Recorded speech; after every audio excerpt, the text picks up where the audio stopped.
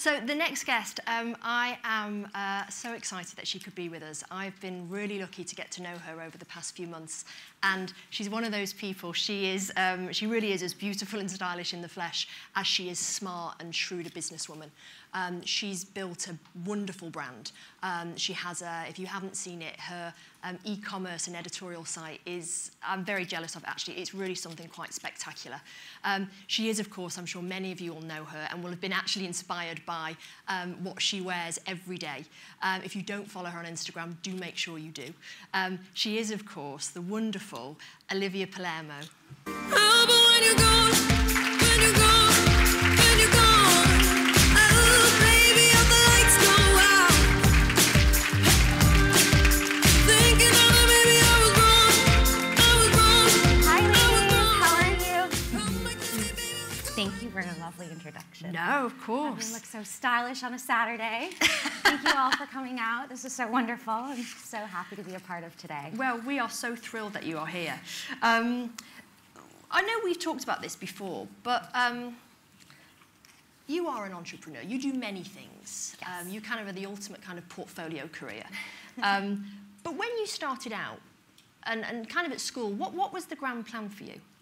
I always liked sports commentating, so that was always something I always thought maybe I would go into. And fashion was something I loved at an early age, but I think as I became into my late teens, early 20s, style for me, I had a bit more interest in and a little less sports focused, and that's sort of how things kind of shifted. I started working at Quest magazine, interning. And I always think, you know, working at a magazine is, just even an internship is fantastic because you really get a nice foundation, an old school foundation of how things work, the structures, the etiquette, just, you know, how the rapport of editors working with designers and getting the feedbacks and just, you know, the busy work, and that's really, really important. It sets a great tone for your career, I think. Did you ever think you would be a journalist, or were you interested in? Yeah, of course, you know, being a fashion editor I always found very interesting. Yeah. So, of course, having some sort of editorial direction, I definitely wanted to go in. So I think that's, you know, building OliviaPalermo.com was a perfect avenue to do because, you know, with everything, with online being so on the forefront, people needing that instant gratification and you know, online just being built because in the last 10 years, fashion has changed so much, and so has online and the way that people receive information, the way that people shop. And so I think that having .com was a great timing. Did you ever think, because I know that your mother is an interior designer. Yes. And your aunt, tell me about your aunt, because she was quite influential. Yes, so my mother is an interior designer for 38 years, and she's worked with her business partner for 38 years, which is fantastic. And I think that there's something to be said for any work environment that you work in, that you really have to love the people you work with and appreciate them, and having that long-lasting and that easiness, I think, it's hard to find, but if you can find it, definitely hold on to it. So she's had that, and my aunt worked for an auction house called Doyle's, and they have couture and costume jewelry. And when I was a young child with my mother, I used to go to antique roadshows and with my aunt and see all of the vintage collections, you know, all over. And I think that's sort of at a very young age, being able to see lots of jewelry kind of caught my eye. So as an adult. So you loved fashion, but you loved sport as well. When was the switch? Because you said you thought about, you wanted to be a sports commentator. And actually, it's a funny story, because why did you want to be a sports commentator? I was very much into sports. I thought, you know, in school, it gives you a great structure. I think it leads up for anything that you have later on. And I always think that everything happens for a reason. And I was very dedicated with it, with a few different sports. And unfortunately, I broke my wrist, and my coach had said, Olivia, whatever has happened for a reason. And I kind of thought about it. And 6 months later, I moved to Paris.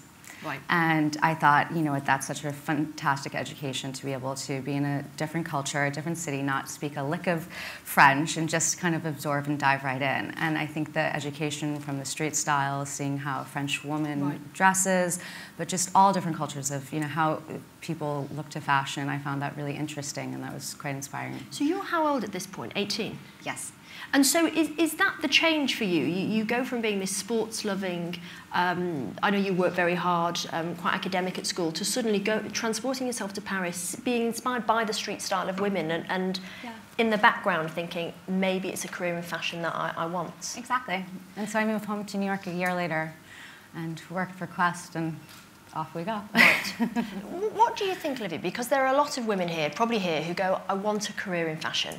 And fashion is so big, in the way that journalism is big. You know, I didn't even know that you could specialise. And if you have no contacts, what do you do, and how do you even decide what to do in the fashion world? I think, you know, it's really there's so many different things you can do. I always say, you know, don't have a huge CV and, you know, try something new each week, because then you won't be employed very long. Right. But I think if, you know, in time, whether it's working in PR, working for a PR company outside and in-house inside the fashion company, so you have in-house PR, out-house PR, and you could try that. You can try maybe working on a design team. Give your CV, and you never know, there could be an opening for an internship, but I think it's important to keep trying. Look online, magazines, even retailers. You get just a little bit of education, and I think that goes a long way. And then you start to decide, okay, well, maybe, you know, PR isn't for me, but maybe, you know, journalism is a better route to go down. So do you believe a lot in, because there are some people, and actually I've done this in my career, where you do a few different jobs before you find actually what you're really great at. Yes, and do you believe in that? I do, and I think it makes you much more well-rounded, and you appreciate it, and, you know, that knowledge from those other jobs in the same field, I think, and gives you a better perception. What do you think? Obviously, you worked at Quest, and that gave you, well, what did it give you? An appreciation for photographers, how something is editorially put together? From understanding how advertising works, Right. the advertising pages, doing the research for, you know, before we go to print, the 25 pages of fact-checking that you have to do, Right. which is hours upon hours, looking at layouts, seeing designers either come in or chatting with designers about new collections or trend reports, seeing the different layouts that are put up on the boards. I think that was really quite a great foundation. What about modelling as well? What has that brought? Because it can be a tough, I mean, we've talked about this, it can be a really tough environment, especially if you're a young girl starting out. And I know you say, whenever it's the fashion shows, you always, well, you can tell people, you always clap for the girls, make sure. 100%. I always, you know, as a model, you know, as anywhere else, you want to support each other, and social media is very important, you know, because then for designers to see the collections, you can see it instantly. But I do think, you know, with the production, the hair and makeup, the styling, everything that goes into it, with the girls lining up, is to clap, give 5 minutes to everybody that's worked so hard and has put so much time and energy into it. And, you know, maybe people don't realize that actually does go a long way, and a lot of those girls are young and they're starting out, and, you know, it's kind of nice to get a little extra compliment of support as a girl, and a girl loves that. Yeah, of course. But what about modelling in terms of what, I mean, obviously you still model, but in the early days that you've taken away that you have transferred into your business? I've been really fortunate to work with incredible stylists, production, hair and makeup, photographers all over the world, from, you know, all different levels, and, you know, seeing their eyes, seeing how things work, how things are put together, how productions work. I think it's really made my job much more well-rounded for .com, going into shoots, creating editorials or any campaign shoots that we have, all of it. Do you think, I mean, it's interesting that you touched upon .com has actually made a huge difference. And we've talked about the power of networking through social media. Mm-hmm. If you want a career in anything, actually, how do you think people should use? I mean, do you say there's an ideal platform? So say if you want to work in fashion, should you maybe think about something like Instagram because it's visual? I think everybody's very different. Some people like Snapchat, some like Instagram, so people like Weibo. I mean, there are hundreds of different social media channels out there. But I think it's, you have to be, you don't want to put way too much out there. I think, you know, there has to be a balance between personal and private, and I like to do a little bit of both. But you don't need to take a picture of a cheeseburger. I mean, that's not really exciting. I would rather see two girls having a great time at like a flower garden, or having a cup of tea. I think because then you can see the moment of happiness there, and they might be looking absolutely fabulous, and you're like, you go girls, you really had a great afternoon. So interestingly, then, because your Instagram account, obviously, I mean, you're close to 5 million followers now, but it's interesting because whilst you have your work there, you always have personal pictures. So you'll have, I'm sure a lot of you will know Mr. Butler, who is Olivia's dog. He's Maltese, right? Yes. Yeah, he is. And Olivia's husband. And they're always in there. How do you strike the balance when it's something which is completely open to the public? Well, Mr. Butler is, he lets everybody know he's around. So even if I'm trying, I just want him to be by himself for a minute. That's not the case. So he's always present. And he's tons of fun, and it's just nice. I love him, and so I want to kind of include him to my fans. But he started working now, isn't he, in a campaign? Oh, he is. He did an Amazon campaign. That's right. He was the biggest diva on set. And what about, because we just talked about this very quickly, Mr. Butler now, I mean, presumably you posted because he's a lovely dog, you like sharing him with your fans. He's now kind of taken off and become almost like a kind of character of his own. And he's done that on his own. Really? and you don't mind because he's your personal pet, this is your private time, you're okay with your fans. They love him, and he loves them back. You can see how happy he gets, and so why not? Everything in moderation. Right, okay. Everything in moderation. What about, because your team is still relatively small, and I know you deliberately keep it small. Yes. And a lot of the people that you've worked with you for a very long time. Mm-hmm. I mean, the longest would be what, 8 or 9 years? Yeah, and that's Barbara. That's Barbara. Mm-hmm. When you're starting your own business, it's so deeply personal. Yes. What would be your advice to people if they're like, look, we can only afford 2 members of staff or even 1 member of staff? That first start hire, somewhere and then build. You've got to start somewhere and build. And it's important to have, a girl or a guy, doesn't really matter, but to have someone that you have everyone you should have complete transparency with and be on the same page.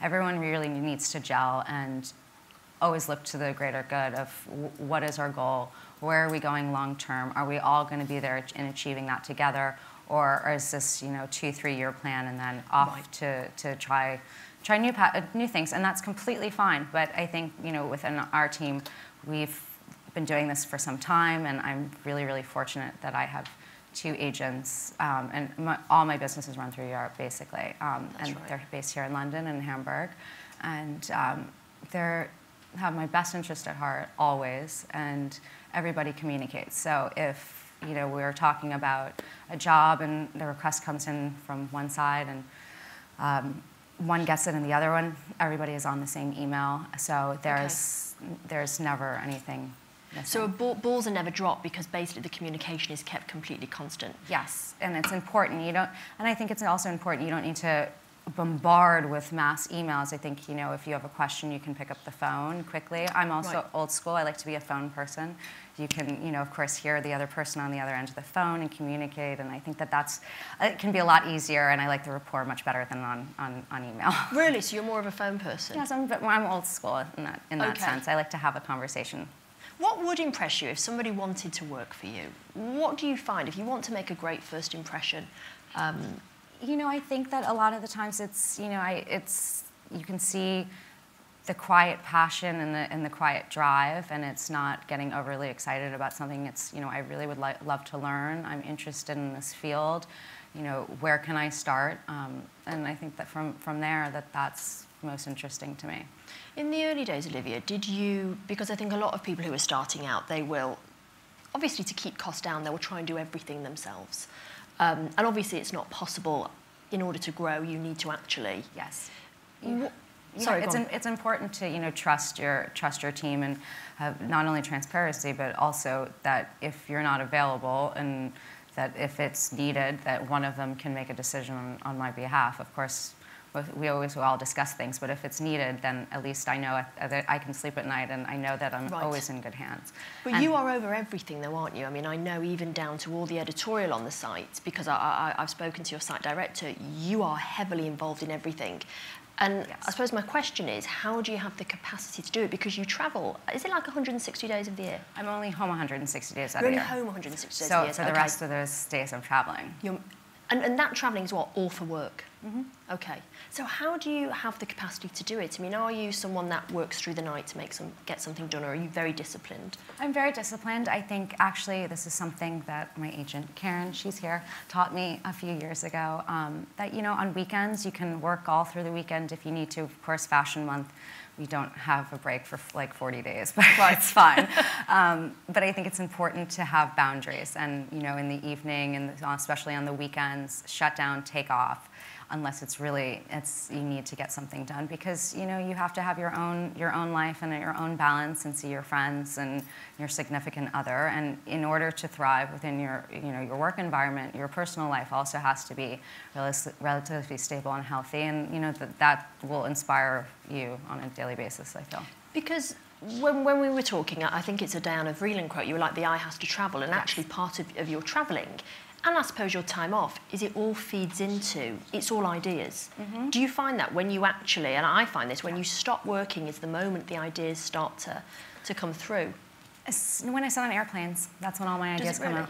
Because, you know, it's a quiet time. I look through my editorials, I write my notes and my lists. My team hates me by the time I get off the plane, because the lists are like a mile. So you'll have like you're old school, and you have a notepad, a pen and paper, and you'll write things? Yes, I'm old school. I'm not, for someone who's very much in technology, I do like, you know, a phone and a pad and paper, and write it down and check off the list. And because, you know, I think growing up, visually, it's very different. You know, you write how, of course, you know, computers came in a little bit later, and we adapted to them. But of course, I think it's the writing and mentally and visually. The information goes in, you retain it differently. And you're the same with magazines, aren't you? That every month you will get everything. Yes, I'll get every magazine. I'll go through all the editorials, and it's nice because then, you know, there are a lot of the times, you know, maybe there's one or two designers in a different market that I was not familiar with. That I will pick up, or I like a way of a layout looks that might inspire me for something else, or it could be a floral trend that I like that I will create my own idea off of. It's various different things. Because that's hard for you. You are you're a global business, and so I know everybody wants to dress you. There are so many designers. You couldn't possibly know all the designers there are in the world. But how, say, I don't know, when you travel to Asia, how do you keep in touch with what's going on in the fashion scene everywhere? You know, we're really, every day, Jillian Magenheim, my fashion director, and I, we go through lookbooks every day. We're constantly online going through things. She's in what we call market appointments, where you go and see designers, or go into a showroom and they have multiple designers and see the new collections. And that's, you know, you have various times throughout the year where it's kind of a bit heavier than usual, but overall, it's every week. We're in market appointments. And so when you do Fashion Week, actually, it's so full on, because it's not actually just sitting at shows, it's actually meeting designers, going into showrooms. Seeing the collections beforehand, seeing the previews beforehand, seeing all of the shows. And you have to remember that you have a show every hour on the hour. Yeah. So in between that, on your way to the next venue, you're trying to run in and see a presentation. Right. And the presentation is usually for the jewelry designer, or shoe designer, and accessories designer. And kind of pop in and out and see that collection. And do you try, it's a bit like with your business, do you try and go to everything if someone's invited you? I go to the things that I have close relationships with the houses. I work with them personally a lot of the times. Luckily, Jillian and I will share the schedule, because we both can't be Stretch Armstrong and be everywhere at the same time. So it's about balancing, and we'll go through the list and we'll say, okay, these are what I will take, this is what you'll take, and then of course we allocate it to our other editors as well. So tell me, because the interesting thing is, I think a lot of people here will know you when you are running between things, and you'll get snapped. And you mix kind of high street with very high end. And actually, you make high street look very high end. How does that happen? Have you always been like that? How can you go into a store and go, that's going to look great?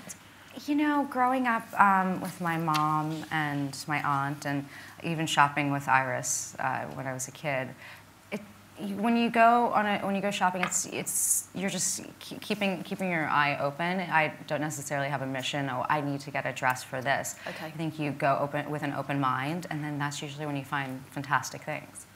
Do you, when you're, I don't know, say you're picking something up in, well, actually, Banana Republic, let's talk about that, because you are the global fashion ambassador. Yes. Which is interesting, because I think I said to you, people will go, well, what does that mean?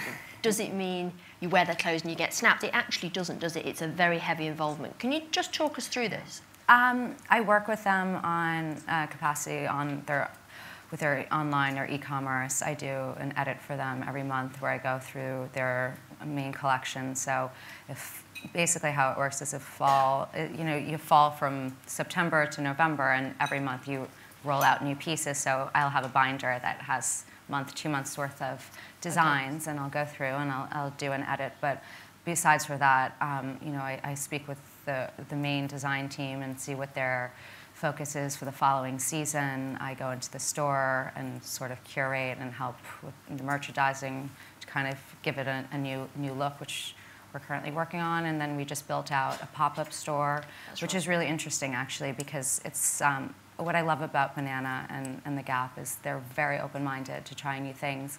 They're very supportive with young American brands as well, third-party brands. And so we built a pop-up store within one of their stores on Broadway in New York. And we have third parties, so we have V&L for phone cases, we have Smyson for notepads. So it's like a little bit of all the things that I love every day. Don't you have art that you can buy? Yes, and I also think that it's not just fashion, but it's really important to have a fantastic coffee table book, fashion coffee, things that people love. And then we have, what else do we have? We have candles, we have diptyque candles, we have various different things, and it's just just a little touch to add to the home. A lot of it's home interior as well. But you've worked with the Gap for a long time. I mean, there is a long-standing relationship there. Yes, I started working with them with Piperlime years ago, and we really loved working together. So when Banana decided to kind of change some things around, and they asked me to come back in and work with them, I was really thrilled, and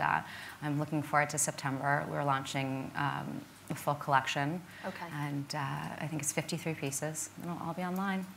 I think I've seen some, and they are really quite spectacular. I'm really excited because they were Banana was really open to my design ideas, and working with Banana, of course, it's very important to keep their Banana aesthetic in mind. Yeah. Just with a little punch to the Banana touch. But it's a very good point though, because I think. There's a lot of people, and particularly we see with influencers now, who start to work with brands. And you work with many brands, but obviously I'm sure you can't work with everyone. What advice would you give to people about, okay, here's how you decide whether this is the right person for you to work with? Well, Max & Co., for example, which is, I truly love Max & Co. They're my favorite client of all time. I really have to say they're very kind. And I just think, the rapport within, the design team of working together, I, really connect with the designs. The quality is amazing. Right. I think that they have an amazing team, and it's, you're your own reflection of the people that you work with and vice versa. And I think that they are just so wonderful, and they get on very well with our team. So it's great, and also they're very open about on the creative side, because visually with campaigns we're very hands-on. We suggest production, creative, photographers, everything. So they're very open, and we're always very happy with the results. But were you a fan before though?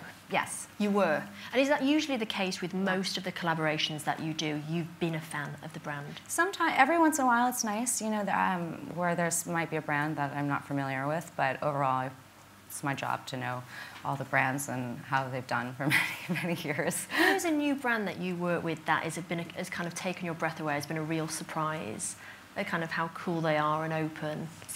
That's a really good question. I will answer that question. I'll come back. Okay. I want to give you a good answer for that. Okay. But basically, if a brand wants to work with you, and if you are a young woman starting out, and as often happens on Instagram, say you have a healthy following, and you get approached by, I don't know, a protein brand saying, can you endorse my products? Is one of the things, because this is going back to you going, don't do it over email, go in, meet them. Yes. So- Go in, meet everyone, see how you like the product, and I would start from there. And it has to feel a natural, completely organic. It really does. So is it very much for you a case of it's liking the brand, it's what the brand stands for and the quality, but is it a lot about personal connections? It's about doing Absolutely. business with someone? You really have to, I always think it's really important, you really have to enjoy the people that you work with. I know it's, of course, and it's not in every situation, you don't always have that opportunity, but if you can try to build a team in any industry that you're in, I do suggest it, and that you grow and evolve together for more than just a few years. How do you keep your team motivated, Olivia? Because the business is growing so quickly, and it's probably very similar to Cosmopolitan, where everybody is doing so many things and they're so busy, and yet you're all kind of in it together. How do you keep everyone going, I suppose? Well, first, Karen, I wish you could answer this question. I think that I'm really fortunate that my two agents are, between Barbara, Karen, and Oliver, they have 70 years of experience combined. Wow. So you can imagine, with all the knowledge that they've had, we can do a lot. And they are both the owners of their agencies, so they've been doing this for a very long time. You and Karen together, how long? 8 years? 8 years, so Yes. same. Yeah. So and it's nice that she's kind of taken me under her wing, and now we're really happy, aren't we? Yeah. Karen, Yeah, what me is too. she like to? How does she motivate people? Nightmare. So efficient and on it, and like you said, she controls everything. Yeah. It all filters down from Olivia. Is the controlling things and being involved in everything? Because if there is a mistake or anything, you can go, because it is your business ultimately. It's my responsibility at the end of the day. My name's on the door, and if at the end of the day, when you have your own business, you are responsible for yourself, and you have to make sure that everybody else is taken care of, and you're the last person to be taken care of, and all responsibility. So if something isn't done, maybe that's a slip up, that comes here and there, but at the end of the day, I'm the one that has to say, okay, well, this needs to be done, this needs to be taken care of. So, and we do, and I'm really lucky. I really love them. But at the same time, it is really important, presumably, because you are one person, you do empower your team. They make the decisions when you can't be there at the same time. But ultimately, if they mess up, it's going to be on you. It's your business. It's mine. And so if you want to start your own business, if you're sat here today, is that probably one of the big learnings? It's like...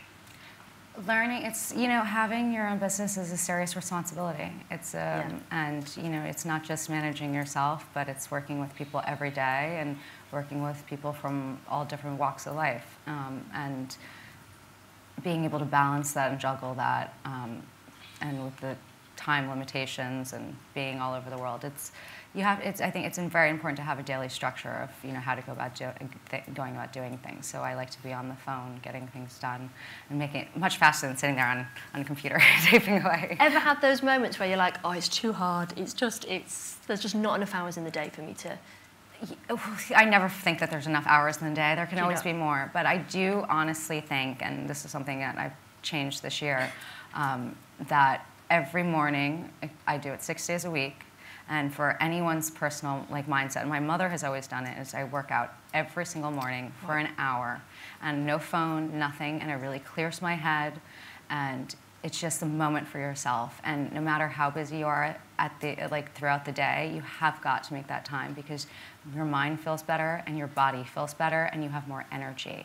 And you can make every excuse under the sun. I feel sick, I feel this, I feel that, and then when you leave the gym, you are happy that you do it, and that extra motivation, that extra kick to do it will kickstart your day, and you'll be up like the Energizer Bunny while everyone's sipping their coffee looking extremely tired, and you've gotten ahead of the day. And I think that... So you never have a moment at 6 a.m. in the morning where you're like, and we can say you go to Tracy Anderson. You've been going to for, what, over a year? I'm a dedicated Tracy Anderson You're girl. a convert, yeah. And it's hard stuff, Tracy Anderson. It's not easy. No, it's full on. You don't ever think, God, this is going to be the straw that broke the camel's back. I'm just so tired. Nope. I get up and I work out because guess what? It's at the end of the day, if I let down anyone, I let down myself. So 6 days a week? Yep. Oh my word, at 6 a.m. Yeah. This is why she's so successful. Merrick, how are we doing for time? Because I'm sure some people... 5 minutes. Are you happy to take some questions from the floor? I'm sure people would love to ask you questions. Do we have any questions? We have got a microphone going around. You may not need the microphone because you're so... Actually, let's get it over because other people might want to hear. Just here, Merrick. This is a lady in the white top.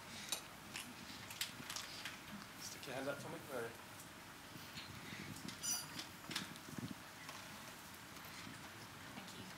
Merrick's got that's my handbag. Yeah. We're loving the man with the purse. This is all for you. Loving the color combination. It's for chic. I was just wondering, have you got any regrets or any big moments in the past that you think, wow, I can't believe I did that, and what you've learned from that? I always think anything you do every day, it's whether you're happy or you're not happy with how the day goes, you learn from it. You should always learn from it, and if there's a scenario that's slightly different, then just alter it a little bit. But you're not afraid of running into the fire if something's hard. You'll go through it. Yeah, but it's a challenge because you have to see if you can get through that challenge, and if you fail, then climb back right up and try it again. But just course correction. Yeah. Any more questions? Yes, this lady here. Sorry. I just wanted to ask, so when you're starting out with your own business, obviously there's lots of challenges that you face. So what would you say that you learnt from when you first started? I always have found that my elders around me have taught me a lot. And so I asked a lot of people that were older just to give me some feedback from a business perspective. And I was very open to it. And then it definitely helped. Do you ask a lot of questions? I mean, people who've been there, are you not afraid of going, look? It's important to ask questions. I don't think that there is a thing of a stupid question. I really don't. Right. Because do you ask stupid questions sometimes at the beginning? I think we all do. Yeah. And not to get hung up on it. No. You should ask the question, and then and at least you have the answer. Yeah. So if you don't ask the question, you don't know. Yeah. Ada Hi. here. Hi. So when you're in an industry like fashion, when there's so many people with so much passion for it, I know you said it's really important to be passionate, but how can you make yourself stand out? You have to let your work speak for itself. So what I would suggest is maybe a little less Instagram and just very hard work, and that work will speak for itself, and then you'll shine through. Any more questions? No, just a lady here. Hi.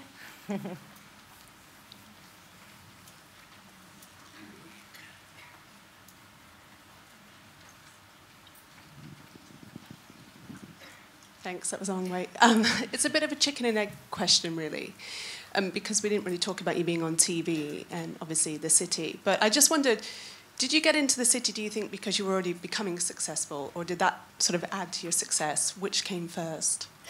I think I was already I had a little bit of a career at the time, and I think within fashion, of course, working for a magazine gave you the beginning, a start in the business, and I think working with Viacom, it was really interesting to see how the entertainment industry worked behind the scenes as well, and how that structure was, and it reassured me that my love for fashion was I was going to stay in the fashion industry and focus on that. Just think about some of our big brands. They are people who have been successful in reality TV quite often. And clearly you work very, very hard. I'm not suggesting you don't. But I just wonder, do you really feel it's possible for people to make a brand without that kind of leg up, as it were?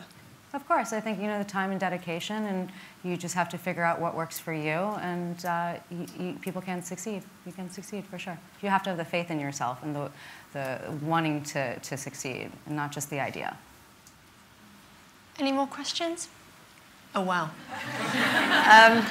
We'll take 2 more questions. There's a lady just over there at the back, Merritt, in the white top.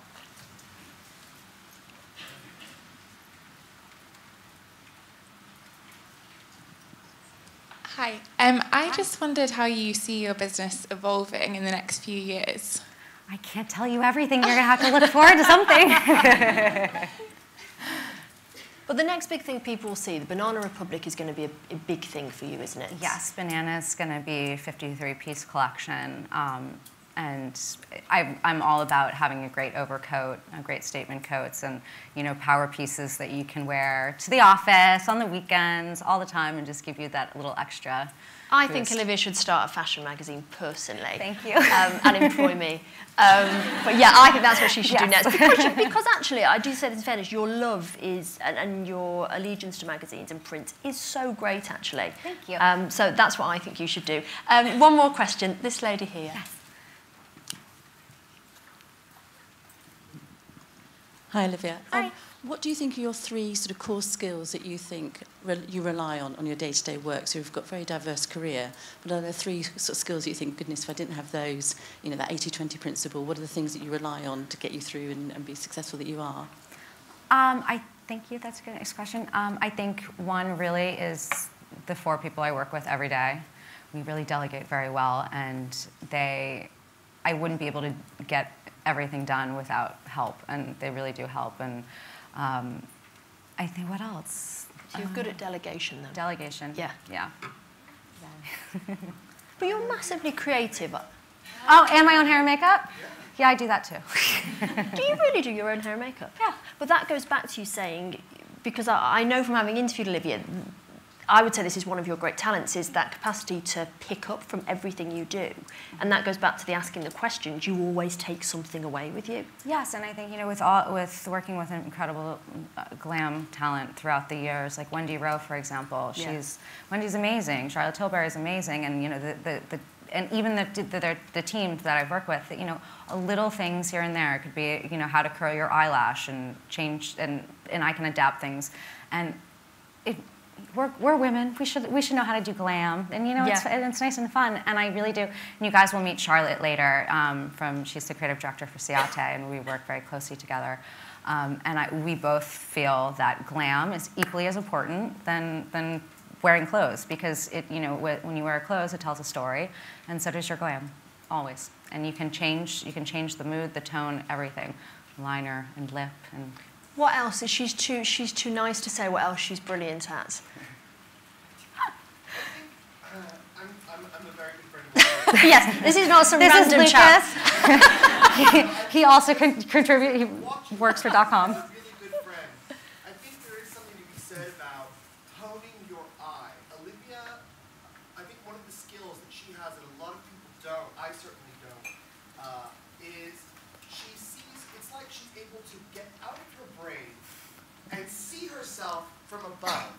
So she's able to look at herself outside of her own ego and say, oh, this look is right, or this look was wrong. And the reason it's wrong is because the proportion is off here. I mean, it's like a scientist.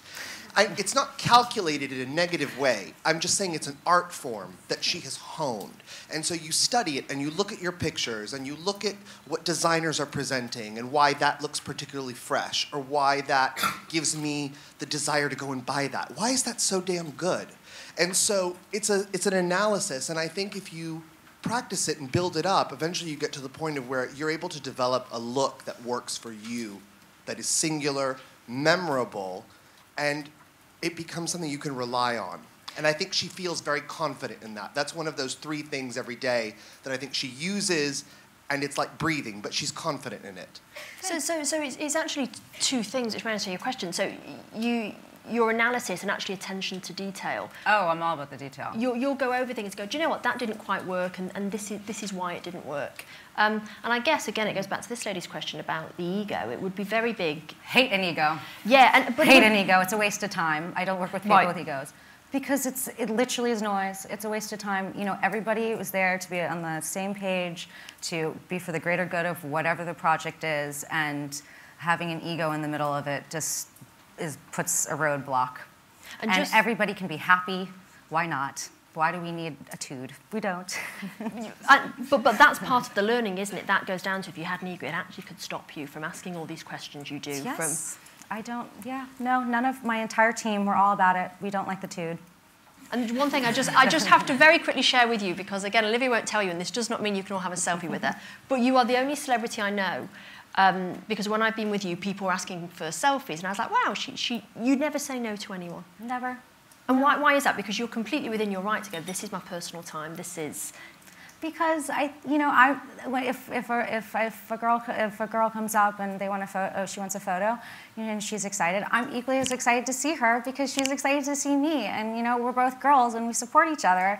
And it only takes a second out of my time and I can stop what I'm doing. I'm really happy to take a photo. And it's when you said it's about the courage, because it goes back to asking people, doesn't it? It's also it's about the courage when just being able to come up and ask, and maybe sometimes the timing isn't right, but the fact that you did, and it's very kind and I appreciate it. So thank you. Olivia, thank you so much. I mean, we could chat for a lot longer, but I know you have to go.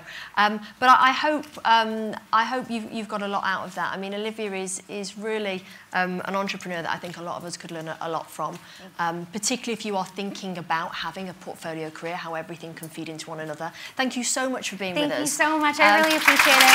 And thank you all for having me today. Really, it was a pleasure to meet you.